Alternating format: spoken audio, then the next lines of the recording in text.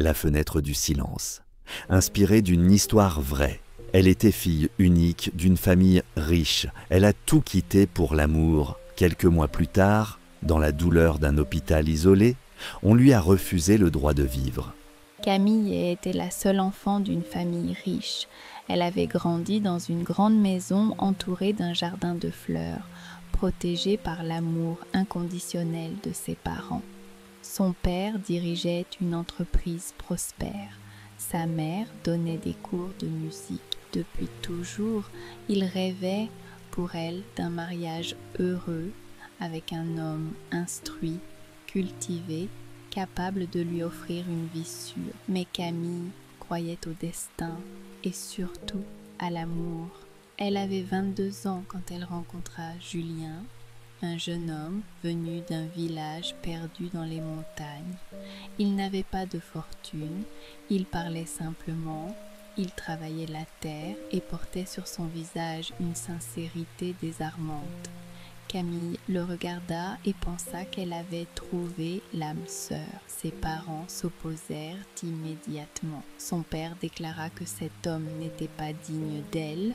Sa mère pleura en répétant qu'elle allait souffrir. Mais Camille s'entêta. Elle cria qu'elle voulait vivre sa vie, qu'elle préférait l'amour à la richesse. Finalement, elle coupa les liens avec sa famille. Et malgré toutes les prières et les larmes, elle épousa Julien et partit avec lui dans le village. Au début, la vie semblait simple et presque belle. La maison de bois était pauvre mais propre. Le champ devant la cour donnait une impression d'espace. Julien l'embrassait le matin avant de partir travailler et le soir, ils s'asseyaient ensemble pour regarder le ciel plein d'étoiles.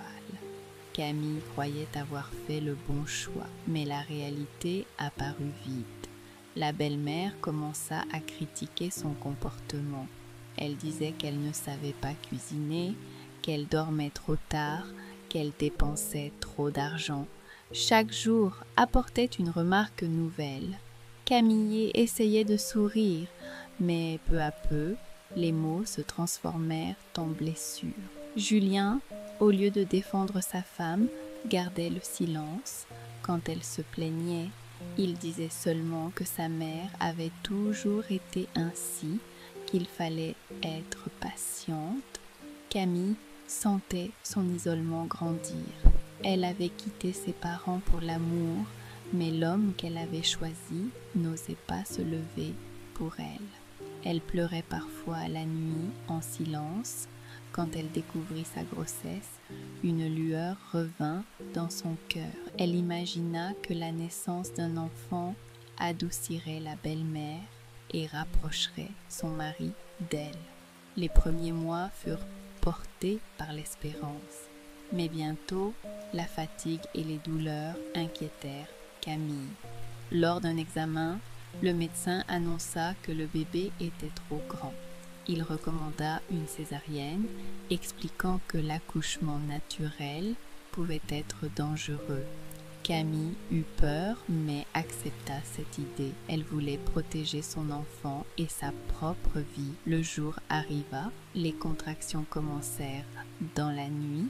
Julien la conduisit à l'hôpital du district. C'était un bâtiment vieilli, au couloir sombre, avec des ampoules qui clignotaient. L'air sentait le désinfectant et la poussière. Camille, pliée par la douleur, supplia le médecin de l'aider. Celui-ci confirma qu'une césarienne était nécessaire, mais il ajouta qu'il fallait la signature de la famille pour procéder. Camille s'écria qu'elle signait, qu'elle acceptait. Le médecin secoua la tête, impuissant. Dans cet hôpital, seule la décision des proches était acceptée. Alors Camille se tourna vers son mari. Elle le regarda dans les yeux, les larmes plein le visage, et lui dit de signer. Julien resta figé, silencieux. Sa mère, présente à côté, s'avança et déclara d'une voix dure qu'il n'y aurait pas de césarienne. Elle expliqua que l'opération coûtait trop cher et que les enfants nés naturellement étaient plus intelligents, plus solide. Camille cria que c'était faux, que le médecin lui-même parlait de danger. Elle supplia qu'on appelle ses parents, qu'ils paieraient tous les frais, mais la belle-mère refusa encore plus violemment. Elle dit que Camille avait rompu avec sa famille et qu'elle ne devait plus rien attendre d'eux. La douleur augmentait. Camille criait que sa vie était en danger. Le médecin, mal à l'aise, répéta que sans signature, il ne pouvait rien faire. Les minutes passaient, le corps de Camille se brisait sous la souffrance. Elle répétait à Julien de prendre sa défense, de sauver sa vie, mais il baissait les yeux. Sa voix était étouffée quand il dit que sa mère savait mieux, que tout irait bien. Camille sentit une vague de désespoir. Elle comprit que personne ne l'écoutait, ni le médecin paralysé par le règlement, ni son mari soumis, ni la belle-mère enfermée dans ses croyances. Elle regarda la fenêtre entr'ouverte, la nuit qui soufflait son air froid dans la pièce. Les contractions la déchiraient. Elle pensa à sa maison d'enfance, aux volets bleus, au parfum du jardin de lavande, à la main de sa mère. Elle pensa au bébé dans son ventre qui battait encore. Elle cria une dernière fois, puis le silence s'abattit sur le couloir. Le lendemain, on apprit qu'une femme était tombée de la fenêtre de l'hôpital. La nouvelle courut dans le village. Les parents de Camille arrivèrent trop tard. Sa mère se jeta au sol en hurlant le nom de sa fille. Le père resta immobile, incapable de trouver un mot. Ils demandèrent des explications, mais personne n'osa parler. On enterra Camille sur une petite colline. Les jours suivants, la mère fut hantée par des cauchemars. Chaque nuit, elle rêvait que sa fille poussait une poussette avec un bébé.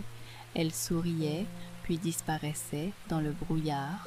Ses rêves se transformèrent en douleur permanente. Peu à peu, la mère s'enferma dans le silence et perdit la force de vivre. Elle mourut quelques mois plus tard, emportée par le chagrin. Le père resta seul. Il vivait dans la grande maison vide, préparait chaque matin 2 tasses de café, mais l'une restait froide. Parfois, il retrouvait une enveloppe que sa fille n'avait jamais envoyée, où il n'y avait écrit que 2 mots, papa, maman. Ces mots simples étaient devenus un poids insupportable.